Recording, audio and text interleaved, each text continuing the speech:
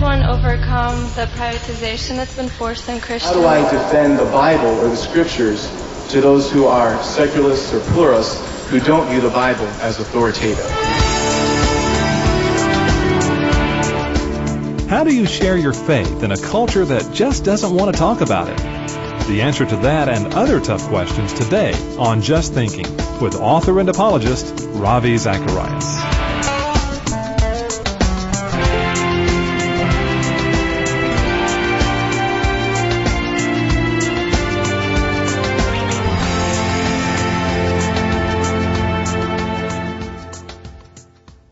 Welcome back to Just Thinking. It's Friday again, and that means we'll be joining Dr. Zacharias for a live question and answer session, this time at the University of Illinois. Time and time again, Ravi has had to defend his belief in Christianity in all types of settings around the world, so he's particularly well equipped to handle his first question. Let's join him. How do I defend the Bible or the Scriptures to those who are secularists or pluralists who don't view the Bible as authoritative? You all heard the question. And I think, please give me your name. Brad Hubbard.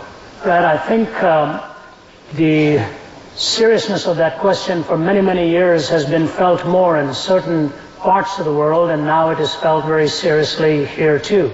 Once upon a time, one could easily say that the Bible says so-and-so, and the listener would be very eager to listen to it, but now one has to defend the very authority from which you are presenting your case.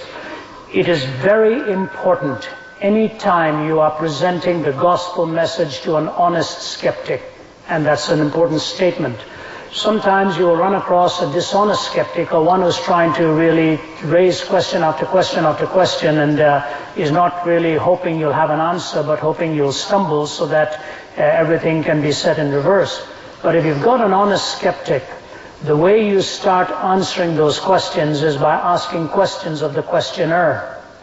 Jesus did this repeatedly. If you notice the number of people to whom he talked who came to him with a question, he questioned the questioner because the questioner does two things. It helps the questioner to open up within his or her own assumptions. And number two, then it determines the entry point of the discussion. To start, for example, with a naturalist with the place of the miracles, it would be pointless because the naturalist will just dismiss the possibility or the relevance of the miraculous. But on the other hand, if the naturalist does admit that there are moral struggles that we all live with, that we need to find an absolute in some way, then you move towards that argument that without the possibility of framing a transcendent objective basis for morality, you cannot really answer the questions of right or wrong, good and bad. Pragmatism is the only hope that we have. So what you're doing is building a worldview from the existential tug point of the questioner. And that's where you start. You start where the existential rub is legitimately felt. To cerebrally go with the documents of the Old and the New Testament, for example, as important as it might be for a theological student or a seminarian, to many a questioner that is totally unimportant, or at least they just dismissed it as not able to stand up to the scrutiny of study of document authenticity and so on. So you have to go from a worldview and the particulars of the worldview at which the points are broken. I'll tell you why I find this so important. If you go to parts of the Middle East today, for example, where you will find somebody from an Islamic background who's becoming a Christian, 99% of the times, you can check this out, you will find the person who says, I have now committed my life to Christ from that former belief system, will say to you it either happened because of a dream he or she had, or a vision he or she had, or the loving example of another Christian that won them over.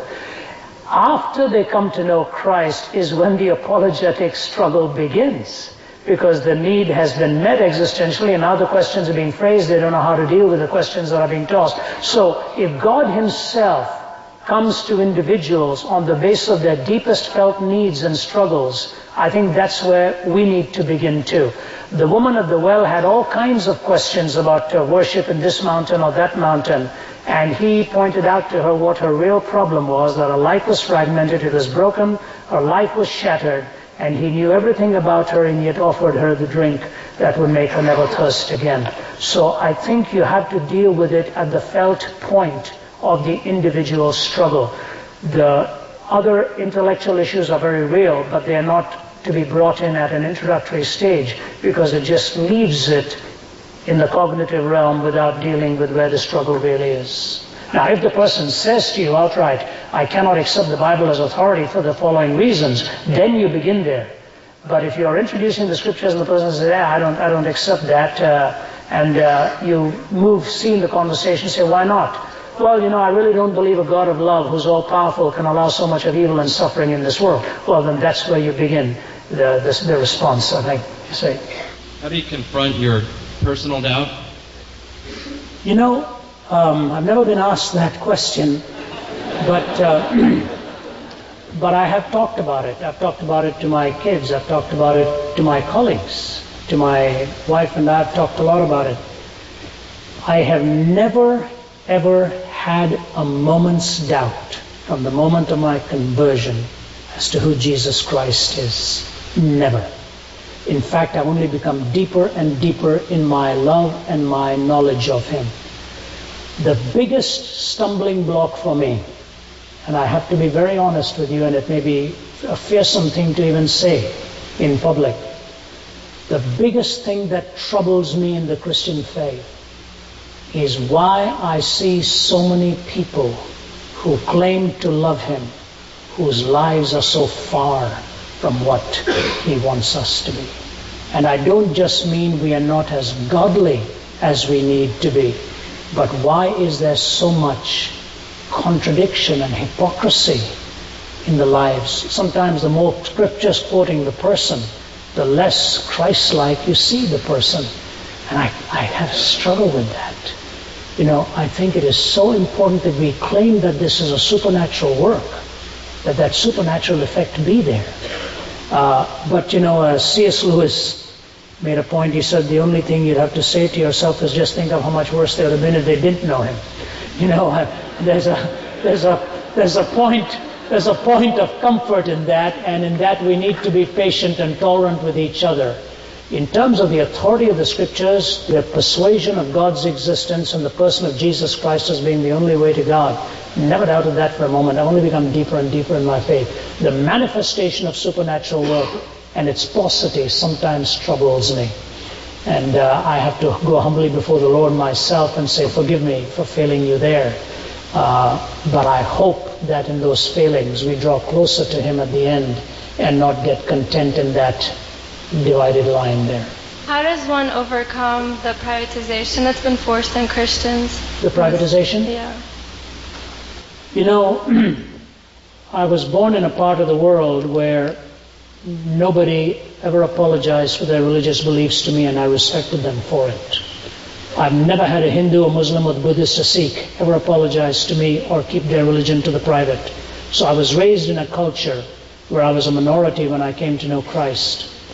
And now I come to a culture where if I were a Hindu, I'd be given greater freedoms in this culture to practice my belief than as I am a Christian. Boggles my mind.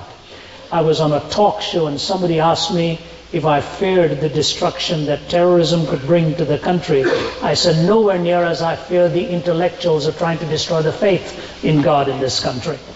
I said, at least the terrorist comes with an open weapon and you know what he's trying to do. The intellectual who comes and undermines the very ground on which you stand can become a very dangerous entity to a nation in terms of mocking one's faith and ridiculing that which is sacred.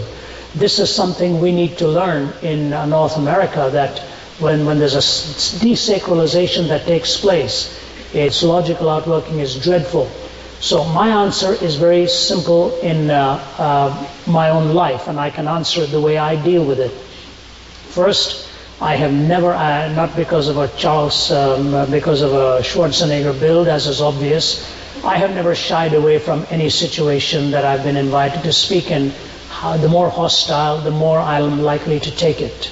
I think that's where the gospel needs to be taken. I have never, in about 4 weeks from now, I'm going to a very, very dangerous setting. And the people are even asking me if you're going to bring security guards with you.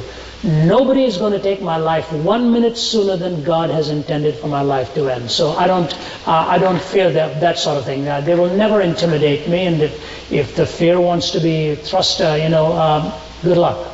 My life is committed to the Lord, and He will guard me and guide me and take care of me. And that is true of all of us. So I don't think we should be fearful. Number two, where we are trying to change society by legislation is a completely different type of a challenge.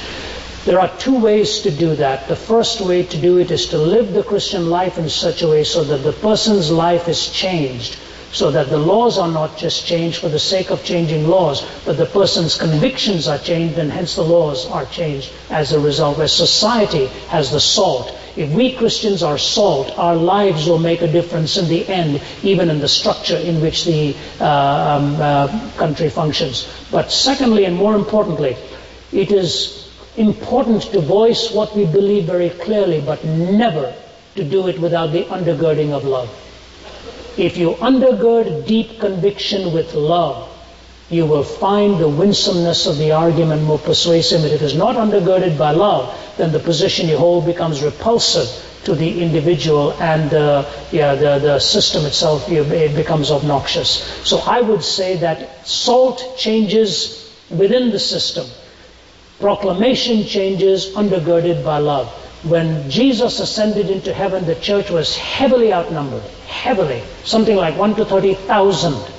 And it was the Greek philosophers around, there was Judaism around, there was so many other worldviews around. And yet they conquered in idea the known world of their time. That's what the Holy Spirit is about.